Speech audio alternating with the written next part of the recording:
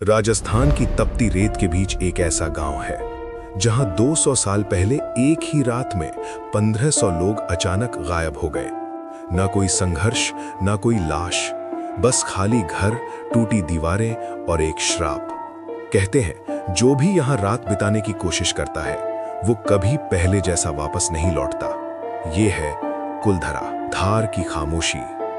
सूरज ढल रहा है, रेत पर लंबी परछाइयां फैल रही हैं। हवा सूखे पेड़ों से टकराकर अजीब सी आवाजें निकालती है। टूटे हुए दरवाजे हवा में हिलते हैं जैसे कोई अंदर से उन्हें छू रहा हो। कुलधरा जैसलमेर से कुछ किलोमीटर दूर आज खंडर है, लेकिन कभी ये एक समृद्ध खुशहाल गांव था। 19वीं सदी की शुरुआत। कुलधरा में पालीवाल ब्राह्मणों की बस्ती, पानी की अद्भुत व्यवस्था, खेती की अनोखी तकनीक, रेगिस्तान के बीच हरियाली का चमत्कार। यहाँ के लोग पढ़े लिखे, संपन्न और आत्मसम्मानी थे। घर मजबूत पत्थरों से बने, गली कूचों में रौनक, मंदिरों में दीपक की रोशनी। सब कुछ सामान्य था जब तक कि सत्ता की नजर इस गांव पर नहीं पड़ी। लेकिन सवाल ये है, अगर गांव इतना समृद्ध था तो आखिर ऐसी कौन सी रात आई जब पूरा गांव अपनी जिंदगी, अपना घर, अपना अतीत सब कुछ छोड़कर हमेशा के लिए चला गया और जाते जाते ऐसा श्राप दे गया जो आज भी हवा में तैरता है। दीवान की काली नजर। जैसलमेर का दीवान सलीम सिंह, अत्याचारी, क्रूर और सत्ता के नशे में चूर। कहते हैं उसकी नजर कुलधरा की एक सुंदर लड़की पर पड़ी। वो उसे हर हाल में पाना चाहता था। उसने धमकी दी, अगर लड़की नहीं मिली तो गांव को तबाह कर देगा। गांव की पंचायत जुटी। एक तरफ इज्जत, दूसरी तरफ विनाश। निर्णय लिया गया, इज्जत बचेगी चाहे गांव मिट जाए। वो आखिरी रात, अमावस्या की काली रात। चांद भी जैसे इस फैसले का गवाह नहीं बनना चाहता था। कुलधरा के हर घर में धीमी रोशनी जल रही थी। लोग अपने सामान बांध रहे थे।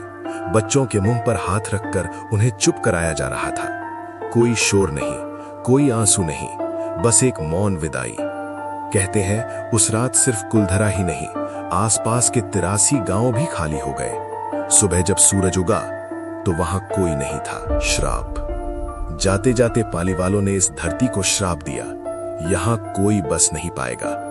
तब से लेकर आज तक कई लोगों ने यहां बसने की कोशिश की, लेकिन हर बार कुछ न कुछ अजीब हुआ। रात में कदमों की आहट, खाली घरों में फुसफुसाहट, महिलाओं के रोने की धीमी आवाजें। क्या ये सिर्फ हवा है या सच में कोई अब भी यहाँ रहता है? आधुनिक जांच। वर्षों बाद इतिहासकारों और पैरानॉर्मल टीमों ने यहाँ रात बिताने की कोशिश की। कैमरों में कैद अजीब परछाइयां, रिकॉर्डिंग में अनजानी आवाजें। कुछ लोगों ने दावा किया, किसी ने उनके कंधे पर हाथ रखा, लेकिन पीछे मुड़कर देखा तो कोई नहीं था। सरकार ने अब यहाँ रात में रुकने पर रोक लगा दी है। सवाल है, क्यों? सच या कहानी? कुछ इतिहासकार कहते हैं ये सब सिर्फ करों और सूखे से परेशान लोगों का पलायन था। लेकिन अगर ऐसा था तो पूरे 83 गांव एक साथ कैसे गायब हो गए? क्यों किसी ने लौटकर अपना घर नहीं मांगा? क्यों कोई दस्तावेज नहीं मिला जो इस रहस्य को पूरी तरह समझा सके? कभी कभी इतिहास सच से ज्यादा खामोश होता है। आज का कुलधरा। आज पर्यटक यहाँ आते हैं, फोटो खींचते हैं, टूटी दीवारों के बीच खड़े होकर मुस्कुराते हैं।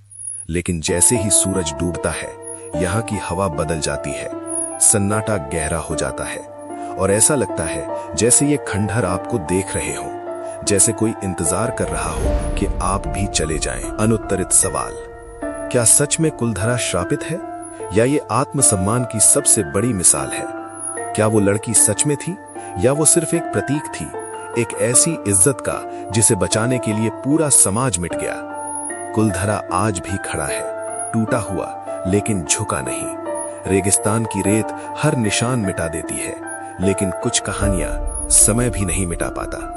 कुलधरा सिर्फ एक खंडहर नहीं, वो एक सवाल है जिसका जवाब आज भी हवा में गूंजता है।